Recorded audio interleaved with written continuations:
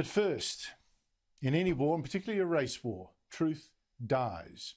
I'll talk about a few examples of that tonight. But I'll start with the big one. This is so Orwellian. The Victorian Labor government has set up a Truth and Justice Commission to find and declare the truth about how white colonists ruined things for Aborigines, how racism was all around us, and we need a treaty. But look closer, and I think you'll find this is not about truth at all. This is about promoting grievances, racial grievances. Here are two Victorian politicians and three people identifying as Aborigines who made this announcement yesterday. Now, take away the possum coats, and those of you who aren't Aboriginal may well ask, what is the big difference between you and them? Such a big difference that we now need a treaty. One is the co-chair of Victoria's first People's Assembly, a kind of Victorian Parliament just for Aborigines. I also want to acknowledge the elders in the room, but also my elders who are here today and my family. Now, this man, Marcus Stewart, talks about them and us, a racial division. When praising this Truth Commission, he says, what is it going to cost our people to continually do nothing, to continually silence and continually say that their stories don't matter? Well, one truth I don't think this commission will discuss is that this racial division, this us and them talk, can be dangerous. Now, let me be clear, I do not question Stewart or anyone else in his assembly have Aboriginal ancestors or the right to call themselves Aboriginal. What I do wonder is, given their obvious non-Aboriginal ancestry as well, why are people like them on one side of some hard racial line, them the victims, and the other Australians on the other side of that line, the victimisers, the colonisers, the racists?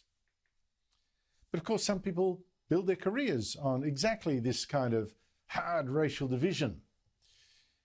Lidia Thorpe became a Green senator promoting her Aboriginal ancestry, and today said, yes, a truth-telling commission is just what we need. The true history of this country has been denied to so many for so long.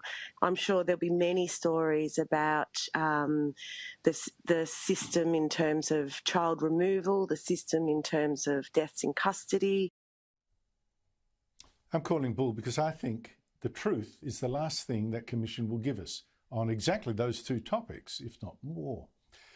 The last thing that activists want is the truth, for instance, about the 100,000 children that the Human Rights Commission once foolishly and deceitfully claimed were stolen from their parents in a genocide, and just because they were Aboriginal. Now, we won't hear anything that undermines the idea that Australia is systematically racist and stole all these children. I bet, for instance, that this commission will not admit that the Stolen Generation Task Force, set up by a former Victorian Labor government, have found there were actually 36 organisations, 36 in the state, helping the stolen generations, but this task force could not find even one truly stolen child, as opposed to children separated from their families to go to boarding school, for instance, or go into care to save them from abuse, or because their parents disappeared, went to jail, who knows? I bet we will not hear that Australia's courts have identified just one stolen child, Bruce Trevorrow, stolen as a baby by a social worker in Adelaide, and even then, only because she thought he'd been neglected and abandoned. And I doubt that we will hear the truth about why Aboriginal children are today removed at even higher rates. That it is, in fact, in large part because Aboriginal children are 6.5 times more likely to be the subject of a substantiated report of harm or danger.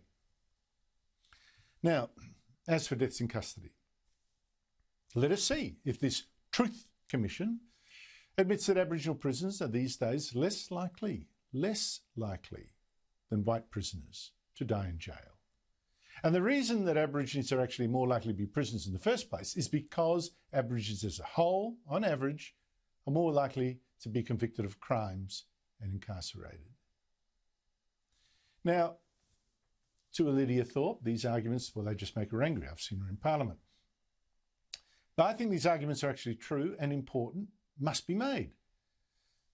The problem is that they attack the idea that we are so riddled with the racism that a Thorpe claims is why Aborigines don't do as well as other Australians. Like, by the way, ethnic Chinese or Jews or Indians that you wouldn't expect to prosper as they do. You wouldn't expect that in a really racist country. Here's Thorpe again on the ABC this morning, not being questioned really, talking up this Truth Commission. Trying to break down that systemic racism will allow Aboriginal people to prosper. But in fact, and here are more truths that I bet this Truth Commission won't touch with the barge pole.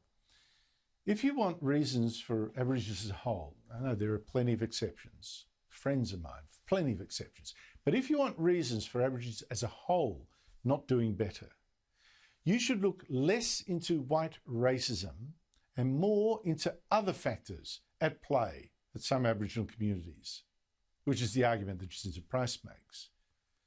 Here are more truths I doubt this Truth Commission will preach. For instance, Aboriginal children are twice more likely to skip school. Aboriginal families are more likely to live out where there are very few or no jobs. Aboriginal women are more than 30 times more likely to be hospitalised by family violence. Well, there are some real cultural issues here, which is why the problems tend to be worse with Aborigines who live in the outback, closer to traditions, than in the cities, closer to jobs. Now, I know a lot of people think that saying this sort of stuff too confronting, it's too harsh, sounds a bit like victim blaming or whatever, which is why they're usually not said, which is exactly why there's so little progress. Have you noticed? Decades of this reconciliation stuff. And this is also why this Truth Commission is the last place you can expect these truths to be told. Now, there is a racism in Australia. Of course there is, and we must fight that. But Aboriginal poverty won't be fixed without fixing the issues I've mentioned, these and other cultural issues within Aboriginal communities. Now, that happens to be my opinion. It's honestly held. Don't sue. We do need the truth, but we won't get it if activists make people too scared to discuss things openly and honestly. And there's one more thing that Lidia Thorpe said about this Truth Commission today that I think is simply not true. It's a healing journey. Don't be afraid of it. It is not a healing journey, and you should be afraid of it. You should be very afraid if Lidia Thorpe herself is an example of the healing we can expect from this kind of stirring up of racial resentments. Racism is ugly. It divides people into us and them. I'm not going to sit here and listen to a bunch of white people telling me. I know that's difficult for you to understand, Senator over there with the face happening. We have a war on our hands between white Australia and black Australia. Australia is a place that is racist to its very foundations. I'm an angry black woman.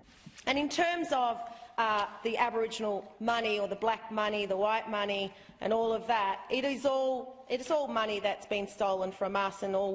The pain that I saw in Eddie's eyes and the tears that I saw from Eddie, we actually refer to them as white tears. If that is the healing we can expect, that is one more untruth. If that is what we'll get from this Truth Commission, be very afraid.